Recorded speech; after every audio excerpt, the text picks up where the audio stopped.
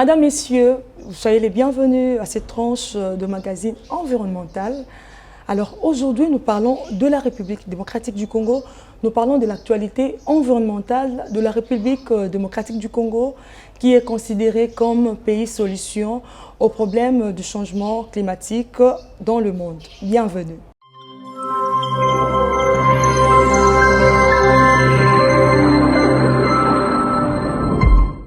Alors nous abordons l'actualité environnementale du pays avec quelqu'un, je dis c'est une émission spéciale. Il est conseiller du chef de l'État en matière de l'environnement. Il s'appelle Monsieur Tossi Panou, à qui j'ai dit bonjour. Bonjour Madame Bandoula. Soyez les bienvenus à cette tranche de magazine et merci de nous accueillir chez vous. Alors nous parlons aujourd'hui de l'actualité environnementale du pays, de la République démocratique du Congo, qui est considéré comme pays solution aux problèmes climatiques. D'entrée des jeux, déjà, nous voulons savoir les priorités, parce que vous êtes conseiller principal du chef de l'État en matière de l'environnement. Alors, quelles sont les principales priorités de la présidence en matière de l'environnement? Bon, vous savez, le chef de l'État, son Excellence Félix-Antoine Tshisekedi Tshilombo, est un champion de la question environnementale. Okay. Il estime que le secteur de l'environnement est essentiel en RDC pour le développement du pays, pour l'amélioration des conditions de vie de sa population et également pour le rôle que le pays joue à l'international. Cette question environnementale contribue au rayonnement du pays à l'international. Le chef de l'État pense que la question environnementale est une question qui doit être gérée de manière responsable, dans une logique de durabilité, dans une logique d'inclusion, puisqu'il faut impliquer les parties prenantes nationales, mais également dans une logique de souveraineté, parce qu'il s'agit de nos ressources naturelles, des ressources naturelles qui effectivement peuvent régler certains problèmes à l'échelle globale, mais il s'agit de ressources naturelles qui doivent prioritairement servir à l'amélioration des populations congolaises et donc au développement socio-économique du pays qui doit se faire, comme je l'ai dit, de manière inclusive. La RDC, comme aime à dire le chef de l'État, est un pays solution, un pays solution à la crise climatique, de par notre capital forestier, puisque vous savez qu'il s'agit quand même de la deuxième forêt la plus importante de la planète. Tout à fait. Nos minerais critiques qui jouent un rôle de décarbonation à l'échelle internationale. Notre potentiel énergétique en termes d'énergie renouvelable, ainsi que notre potentiel pour pouvoir nourrir toute l'Afrique. Mais tout cela doit se faire, comme je l'ai dit, dans une logique de contribuer à l'amélioration des conditions de la population congolaise. Lorsqu'il s'agit de nos ressources forestières, celles-ci, à travers la photosynthèse, jouent un rôle de séquestration des gaz à effet de serre. Tout à fait. Mais il faut que ces forêts-là puissent aider à un mieux-être de nos populations. Le chef de l'État, vous le savez, croit également que la RDC peut jouer un rôle majeur en termes de biodiversité, puisque notre méga biodiversité est reconnue à travers la planète. Celle-ci doit quand même aider à créer plus de valeur, puisqu'il y a énormément de molécules contenues dans nos plantes, dans nos forêts, qui peuvent apporter des solutions sur le plan médical, mais qui peuvent également apporter des solutions avec un tourisme environnemental qui pourrait nous aider à capter des ressources importantes. En termes de minerais critiques, nous avons donc des minerais comme le cuivre, le cobalt, le lithium, qui sont des minerais qui sont utilisés pour les batteries électriques, qui sont utilisés pour certaines solutions de haute technologie. Mais il faut que la RDC se mue de la part extractive dans laquelle nous sommes à un développement de chaînes de valeur pour qu'on puisse transformer ces minerais ici pour avoir plus de revenus. Qu'on puisse également développer des compétences, puisqu'il faut, pour développer cette industrie de batterie, ainsi que d'autres types d'industries liées aux minerais critiques. Il faut des investissements dans le savoir-faire, des investissements dans la formation. C'est ça. Il faut mobiliser des financements. Et donc je pense que le chef de l'État s'inscrit dans cette vision-là et voudrait véritablement que la RDC puisse bénéficier de ses ressources naturelles tout en contribuant à régler les crises environnementales et climatiques mondiales. D'accord. Vous avez essayé de balayer un peu ce que j'avais comme question parce que je me disais, c'est quoi la vision du chef aujourd'hui en termes de changement climatique? Parce qu'on parle de changement climatique, pays solution. C'est quoi concrètement la vision du chef de l'État? Le chef de l'État, comme je l'ai dit, est un ardent défenseur de cette cause-là. Il pense que la RDC, qui a été bénie, est un pays qui a une forêt luxuriante, est un pays qui a d'énormes ressources, doit les gérer de manière responsable. Il faut certainement pouvoir avoir une politique nationale qui, au-delà de la recherche du bien-être des Congolais, peut également garantir la protection de toutes ces ressources-là. Et donc je pense que il nous est essentiel que les politiques environnementales puissent avoir une dimension de transversalité, oui. Qu'elles puissent être reflétées dans le programme d'action du gouvernement, qu'elles puissent être reflétées dans notre plan national stratégique de développement, et que dans tout ce que nous entreprenons, dans tous les contacts que nous avons avec nos partenaires, que cette question-là soit portée de manière centrale.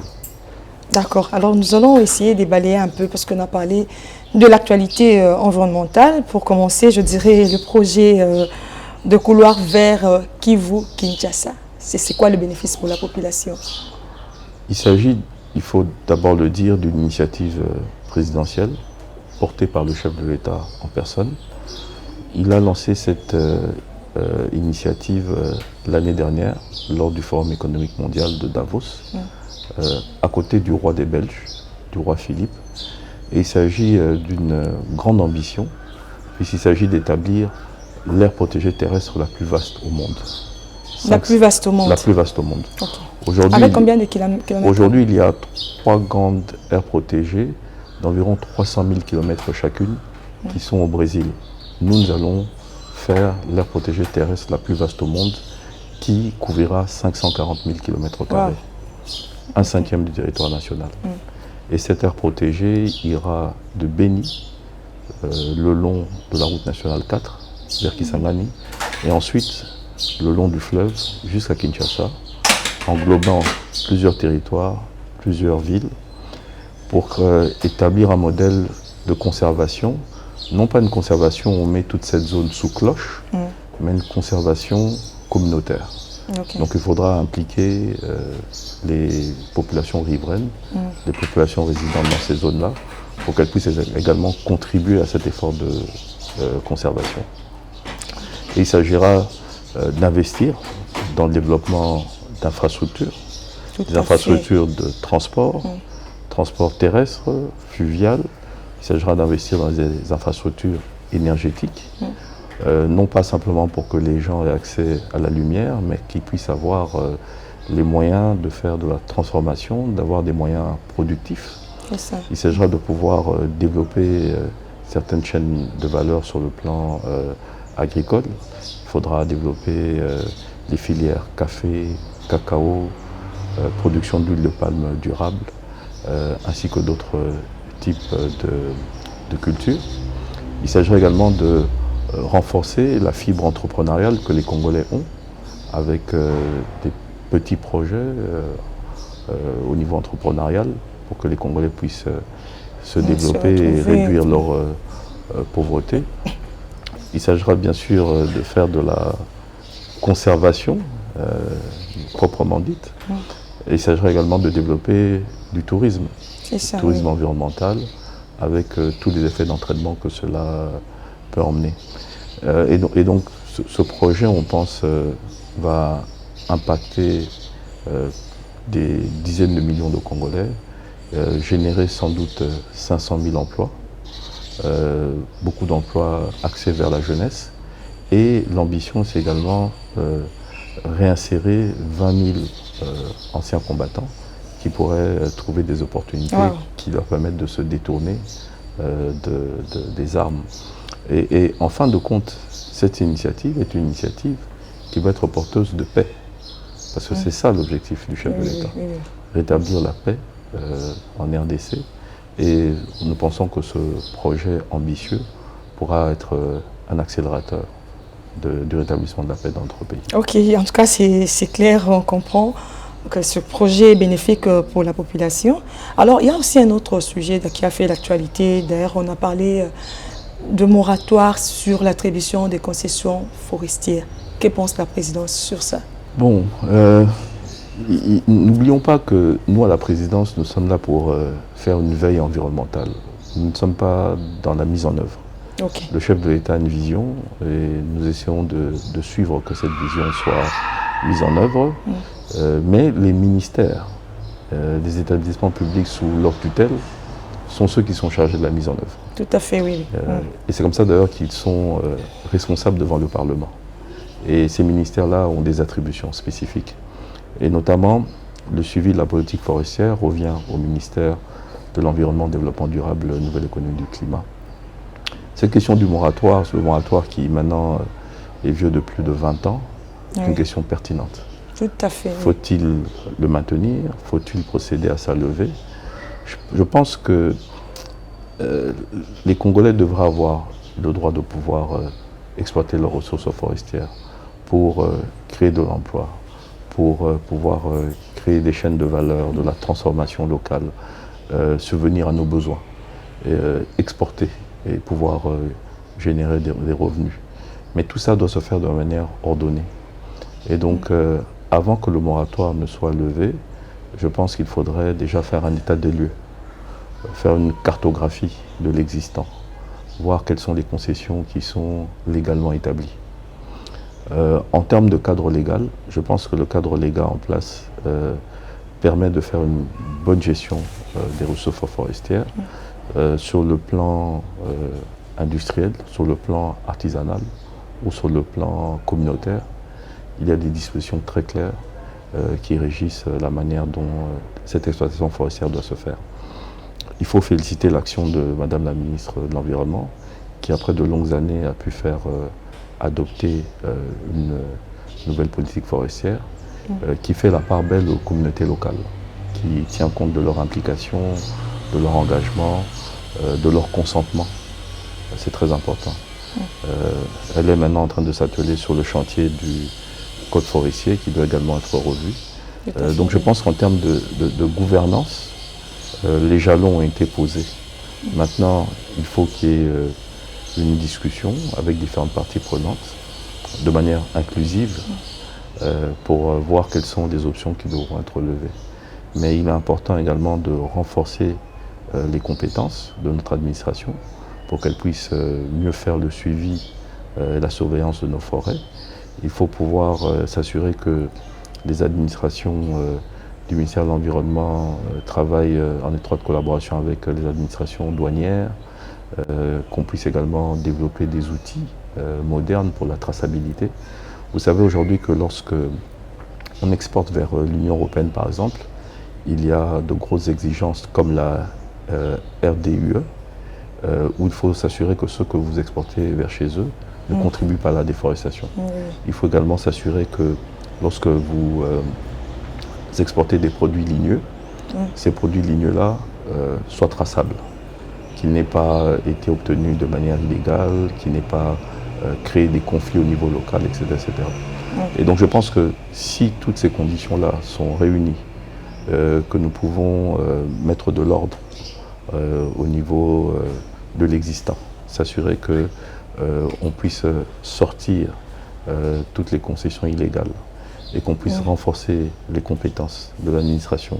Certaines langues du côté de la société civile environnementale se disent que non, bien qu'il y ait un moratoire, il y a l'exploitation illégale qui continue de bois. Et ma question serait de savoir si aujourd'hui les pays arrivaient à enlever ce moratoire, Pourra-t-il encore garder sa position des pays solutions? Parce qu'on va procéder à la coupe, on n'aura plus à conserver la forêt. Qu'est-ce que vous en dites? Bon, déjà, il faut reconnaître que ce problème n'est pas un monopole de la RDC. Les grands champions environnementaux comme le Brésil ou l'Indonésie sont également confrontés à ce problème de coupe illégale. Comme je l'ai dit tout à l'heure, je pense qu'il faut procéder à un renforcement de capacité de notre administration centrale, mais également de nos administrations locales, au niveau des provinces, au niveau des entités territoriales décentralisées. Il faut qu'il y ait une meilleure collaboration avec notamment nos services douaniers, de telle sorte qu'on puisse s'assurer qu'on n'exporte pas des produits qui viennent de la coupe illégale. Et si jamais il y a de fortes mesures qui sont mises en œuvre, ça va décourager la coupe en amont.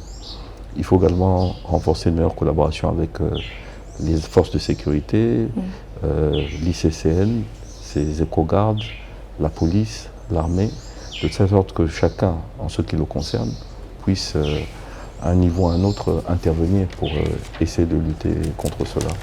Et améliorer également les outils à notre disposition pour pouvoir assurer qu'au niveau de la surveillance forestière, on puisse identifier ces points chauds où cette coupe illégale se fait. Renforcer nos compétences également en termes d'outils pour la traçabilité, pour qu'on puisse savoir que tel grume provient d'une coupe illégale, tel grume a été produite de manière tout à fait légale, et constituer une base de données qui nous permettra d'identifier donc le problème en amont et rapidement le régler. Il faut savoir également que nous avons plus de 155 millions d'hectares de forêt. Cette forêt-là ne va pas disparaître d'un jour ou l'autre, mais effectivement, nous perdons un peu la bataille contre la déforestation, d'après ce que les statistiques nous disent, et il faut qu'on continue à se battre. C'est vrai que cette forêt se régénère de manière naturelle, mais il faudrait qu'on puisse également peut-être procéder à des programmes de boisement, reboisement à large échelle, qui sont producteurs de crédits carbone, qui peuvent aider à financer de telles opérations.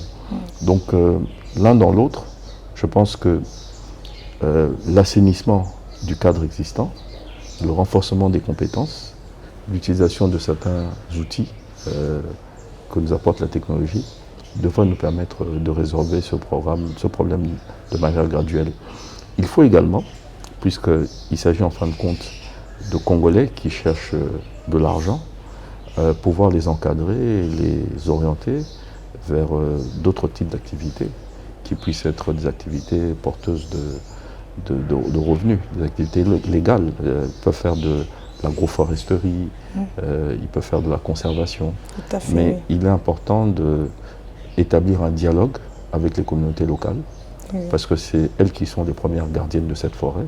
Et si jamais de la pédagogie est faite et que ces populations locales comprennent qu'elles gagnent mieux à protéger cette forêt ou à la gérer de manière légale qu'ils ne font en gérant ça de manière illégale, je pense qu'on pourra collectivement créer un cercle vertueux qui permettra de résorber cette problématique. Alors, je pense que je suis satisfaite maintenant. Alors, je passe à une autre question, celle de savoir, on va parler maintenant des financements climatiques. Alors, quel mécanisme qui est mis en place pour garantir une gestion transparente, je dirais, des financements climatiques destinés aux pays à la RDC? C'est une question que je trouve extrêmement pertinente. Je crois que, effectivement, la RDC, malheureusement, ne capte pas beaucoup de financements qui existent. D'abord, c'est dû à quoi avant de répondre à ma question? Pourquoi on ne capte pas assez de financements? On ne sait pas bien parler dans des conférences internationales? Non, ce n'est pas ça. Ce n'est pas ça du tout. Je crois d'abord, le préalable, c'est s'assurer qu'il y a un alignement des politiques nationales avec les exigences de ces flux.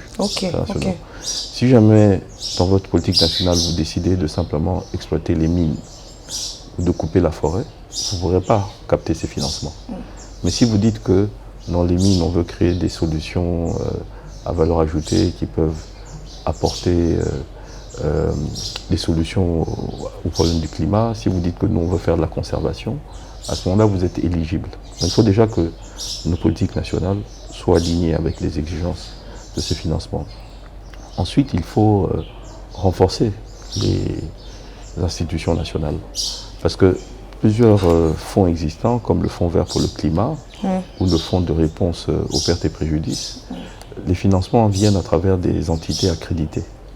Donc il faudrait que certaines de nos structures existantes, comme le BCECO, comme le FPI, ou même des banques privées, ou même des ministères, puissent répondre aux exigences fiduciaires, répondre à la rigueur de gestion requise par ces fonds-là, pour pouvoir obtenir l'accréditation, pour pouvoir capter ces fonds directement.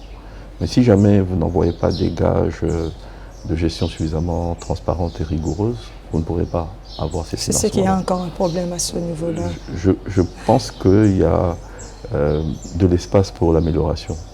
Alors, il faut également que nous gérons ces financements de manière transparente. Il faudrait que chaque convention qui est signée, chaque accord de financement que l'on obtient, chaque projet qui est mis en œuvre, il faudrait qu'on ait un reporting. Il faudrait qu'il y ait une base de données centralisée. On ne peut pas nous dire que là-bas, au Kivu, un bailleur a mis autant d'argent. On ne peut pas nous dire là-bas en Équateur, un philanthrope américain a mis autant d'argent. Il faut que tout ça soit centralisé. C'est ça, justement. Et qu'on puisse nous dire, ça cadre avec notre vision. Il ne faut pas que les gens tentent de venir faire notre bonheur pour nous, sans nous. Donc je pense que c'est également une exigence qu'il faudrait mettre en place. Et comme je l'ai dit tout à l'heure, le chef de l'État est dans une démarche d'inclusion. Pour lui, il faut absolument que tout ce que l'on fait se fasse de manière inclusive, participative. Et donc, tout ce que l'on doit faire en termes de financement climatique doit passer à travers le filtre de l'acceptation, de l'agrément des communautés locales, des parties prenantes locales. Il faut consulter le secteur privé, comprendre comment est-ce que dans sa créativité d'opportunités économiques, ils peuvent également bénéficier de ces financements-là. On ne peut pas nous enfermer dans un bureau institutionnel, décider pour ces gens-là. Il faut qu'ils nous disent. Et à ce moment-là, on voit quels sont les types d'arrangements qui peuvent être mis en place pour capter ces financements. Donc je crois que si jamais on arrive donc à accomplir tous ces jalons, nous serons à même de pouvoir capter beaucoup plus de financements internationaux. Il faut également que nos législateurs, nos députés nationaux, nos députés provinciaux, nos sénateurs, tous ces gens-là qui votent les budgets, puissent s'impliquer et demander, lorsqu'on vient présenter un budget, qu'il y ait une plus grosse quantité de financements locaux, domestiques, qui soient alloués à cette question. Parce que souvent, pour capter du financement international, on utilise ce qu'on appelle l'effet levier. Donc vous mettez une quote-part et ça permet d'être utilisé comme garantie ou comme assurance pour que d'autres financements viennent. Donc en termes de financement climat, en termes de financement pour mener une action ambitieuse sur ce plan-là, il faut être en mesure de capter ces 4 flux-là, c'est-à-dire du financement climatique public international, du financement climatique privé international, du financement climatique public local et du financement climatique privé local. Et il faut qu'à travers l'arsenal juridique, à travers des incitations, notamment au niveau fiscal, qu'on puisse arriver à un bon attelage qui permettra d'attirer ces différents flux. Je pense qu'il y a vraiment beaucoup à travailler là-dessus pour le pays. Parce que même quand on parle de pays solution, certainement la population ne capte pas. C'est peut-être parce qu'on a la forêt et tout. Madame Cathy, comme on dit, même le plus long des voyages commence par un premier pas. Tout à fait. Je crois que durant la présidence de son Excellence Félix-Antoine Tshilombo, il y a eu des jalons importants qui ont été posés et nous sommes sur une bonne lancée. Alors, nous passons maintenant à un autre point d'actualité. Nous parlons maintenant de la protection de la faune marine. L'échouage de la baleine à moins les pays à manifester certains déficits en termes de protection de la faune marine, je dirais.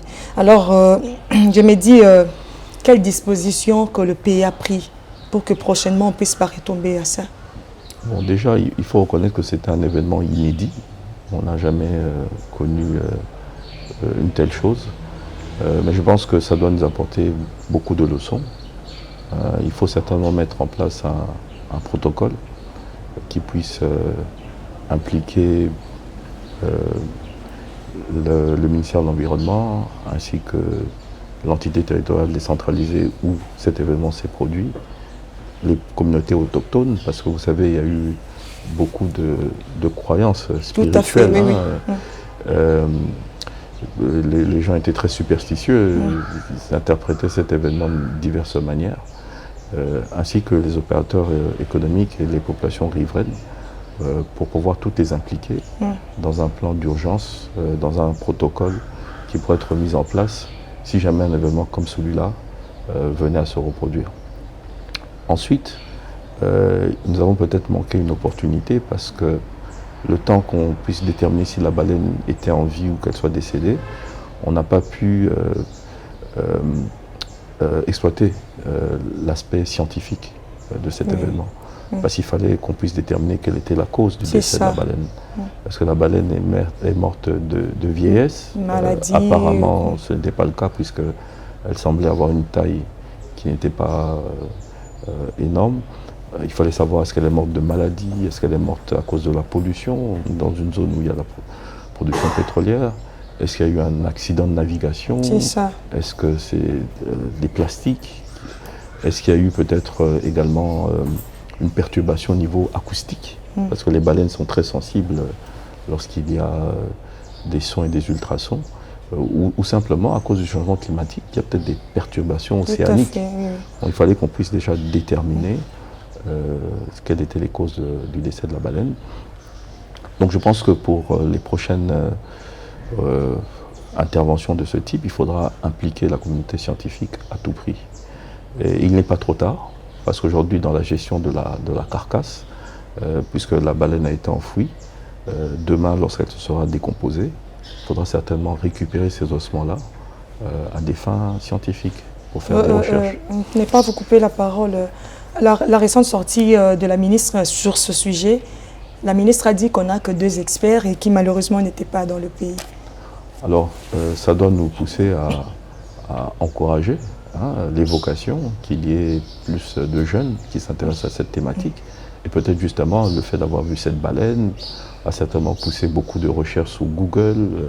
Les gens ont dû utiliser ChatGPT pour essayer de mieux comprendre quel était ce phénomène. Et j'espère que ça va faire rêver certains jeunes qui demain vont se consacrer donc à cette filière scientifique-là pour mieux comprendre et toutes les circonstances qui entourent cet événement. Alors nous sommes en train petit à petit d'arriver à la fin de notre tranche. Nous voulons parler un peu de la protection des aires protégées. Parce qu'on a parlé, oui, mais je reviens pour parler en termes de protection face aux pressions humaines, aux activités illégales. Qu'est-ce que le pays prévoit en termes de protection de ces aires protégées? Déjà, nous avons une bonne politique nationale de conservation de la nature. Vous savez, lorsque le couloir vert Kivu-Kinshasa devait être lancé officiellement par le chef de l'État, en amont, il y a eu un travail mené de main de maître par la ministre honoraire de l'Environnement, Madame Bazaïba, qui a en un temps record été au Parlement pour faire réviser cette loi. Donc nous avons une loi de conservation de la nature qui est vraiment comme il se doit.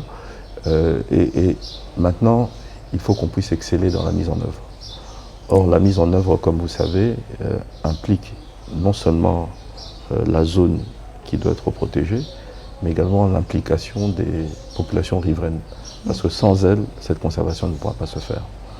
Donc, cette conservation est multidimensionnelle. Je dirais, lorsqu'on regarde l'ICCN aujourd'hui, dirigé par le DG Yves Milan Gangaï, il y a une dimension sécuritaire. D'ailleurs, l'ICCN notre Institut congolais de la conservation de la nature, oui. a une triple tutelle. Elle a une tutelle du ministère de l'Environnement, du ministère de la Défense et du ministère du Tourisme. Okay. Et donc ça montre justement l'ampleur du défi, puisqu'il y a une dimension sécuritaire qui implique un renforcement des capacités de l'ICCN et de ses éco-gardes. Oui. Il faut les équiper, il faut qu'ils aient accès au niveau de technologie, surveillance par drone, surveillance satellitaire. Il faut qu'ils aient de la mobilité, il faut qu'ils soient bien formés, qu'ils soient bien armés. Mais il faut qu'ils travaillent également en étroite collaboration avec la police, avec l'armée, pour pouvoir s'assurer justement que ces zones-là sont bien sécurisées. Il faut que dans cette conservation, qu'il y ait de l'implication des populations riveraines à travers des opportunités entrepreneuriales. Si jamais les gens vont payer beaucoup d'argent pour visiter ces zones-là, il faut que ces revenus touristiques aient des retombées directes sur ces populations-là. Tout à fait. Il faut également qu'on puisse travailler sur le foncier, s'assurer que l'État, qui est donc le plus grand propriétaire, l'ICCN qui est le plus grand propriétaire terrien en RDC, puisse être en bonne intelligence avec ces communautés-là, pour qu'on puisse régler tous les problèmes fonciers. Parce que si vous estimez que une zone qui doit être protégée empiète sur votre domaine familial ou tribal, eh ben, vous n'allez pas protéger, vous allez détruire. C'est ça, oui. Donc il faut que les conflits fonciers puissent être gérés de manière responsable, de telle sorte qu'il y ait une co-construction de cette conservation. Je pense qu'il faudrait également s'assurer dans cette conservation-là qu'on puisse mettre en place les mécanismes qui permettent de capter tous les flux financiers nécessaires. Il y a aujourd'hui l'État qui doit mettre la main à la poche pour déjà garantir un minimum, mais il faut également pouvoir aller dans des contrats de gestion avec certains partenaires. Il y a beaucoup de fonds philanthropiques également. Il y a par exemple M. Howard Buffett, qui est un des hommes les plus riches des États-Unis, qui avait beaucoup investi au niveau du parc des Virunga. Donc il faut voir comment capter tous ces financements-là. Et aujourd'hui, il y a le développement de 2 initiatives dans lesquelles la RDC est vraiment un pays innovateur. Il y a les paiements pour les services environnementaux et écosystémiques, qui est en train d'être développé avec différents partenaires tels que le PNUD, tels que l'initiative des forêts d'Afrique centrale, CAFI, pour pouvoir justement s'assurer que lorsque on gère bien son patrimoine, lorsqu'on fait une agroforesterie qui est vertueuse, qu'il puisse avoir des paiements. Il y a également une initiative qui a été portée par le chef de l'État également, qui est l'initiative des crédits biodiversité. Aujourd'hui, il y a effectivement les crédits carbone qui permettent de générer des revenus lorsque on plante, lorsqu'on conserve. Mais aujourd'hui, le chef de l'État a lancé ce qu'on appelle les crédits biodiversité bonobo. Donc des crédits liés à une espèce endémique que nous avons en RDC, de telle sorte que des investissements puissent être faits dans le milieu naturel où cette espèce vit, pour que les populations riveraines également puissent bénéficier. Et on pourrait faire la même chose par exemple avec les okapis, voir là où il y a la réserve des okapis, voir également comment faire des investissements pour protéger cet habitat et impliquer les populations locales, ainsi que d'autres types d'espèces, des espèces endémiques ou non que l'on a en RDC. Donc je crois que tout ça participe à pouvoir renforcer le rôle de l'ICCN et de pouvoir assurer une conservation responsable au niveau du pays.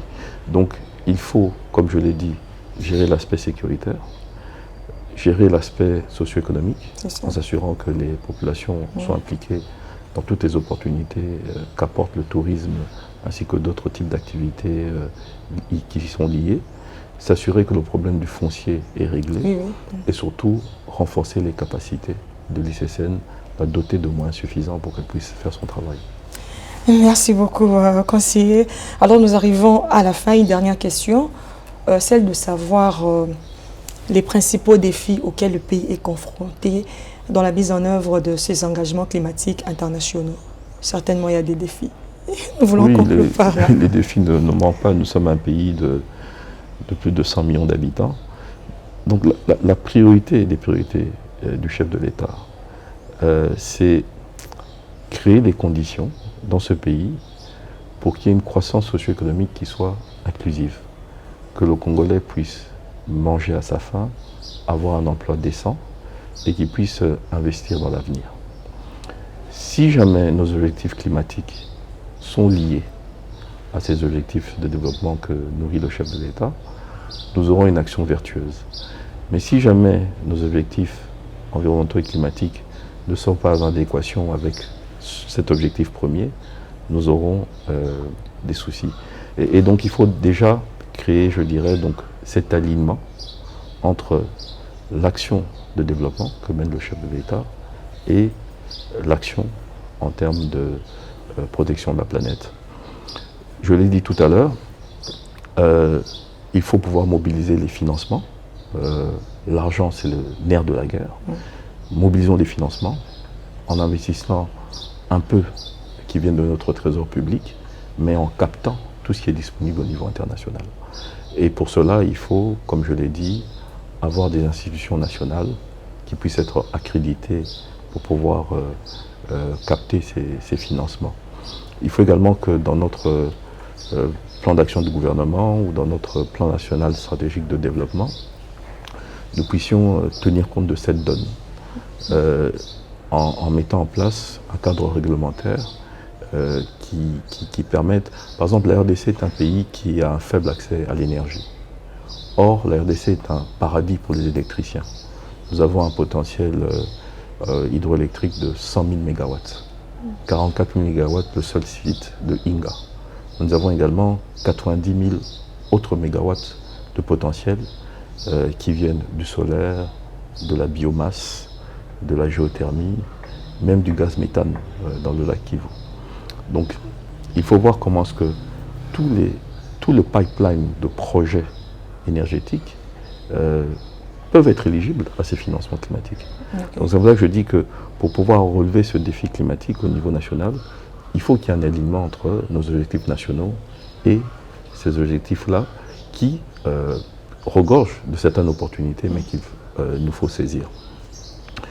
Et je crois que la question centrale, c'est faire de chaque Congolais un éco-citoyen.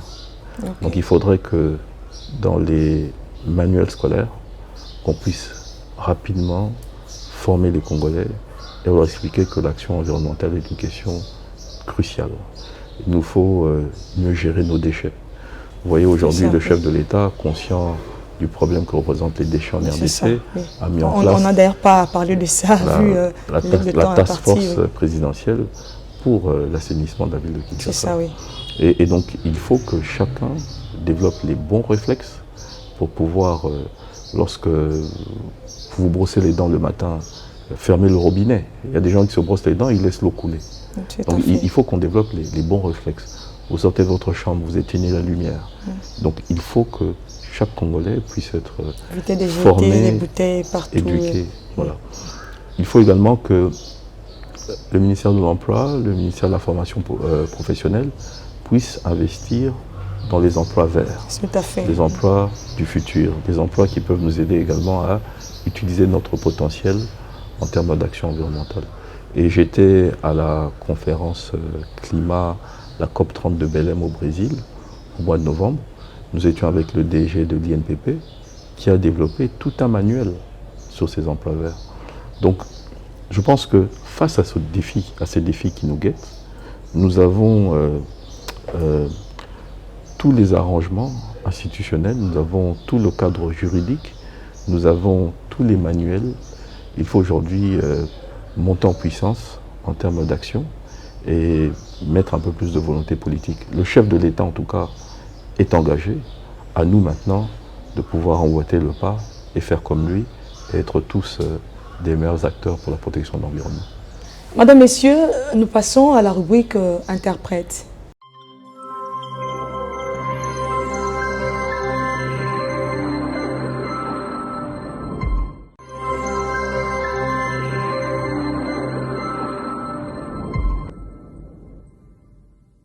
Bandeko, lelo tosoli makambo etali environnement, makambo etali mokili na biso esika tozalaka, tosololi likambo etali vision ya mokonzi ya mboka, ye alingi ko Congolais azala na environnement moko ya malamu, avanda esika bosoto te, alingi que mboka na biso o ezali na ba ressources ebele esala mosala nango po na mokili mobimba kasi ebongisa pe vie ya ba Congolais.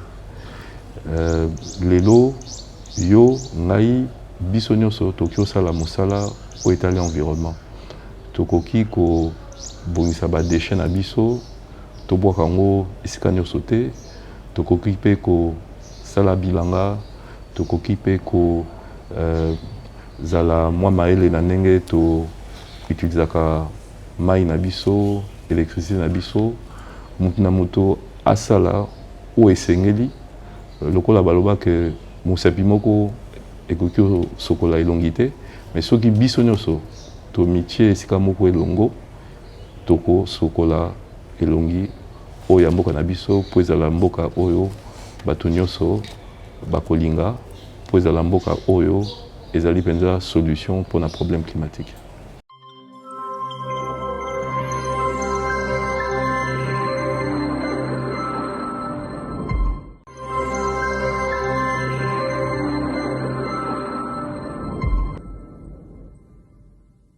À nous maintenant d'emboîter les pas. C'est sous cette note que nous mettons fin à cette édition. Je pense que ce n'est pas la dernière fois que vous revenez sur nos antennes. Nous vous disons merci du temps que vous nous avez accordé. Je vous remercie de l'opportunité de cette belle conversation.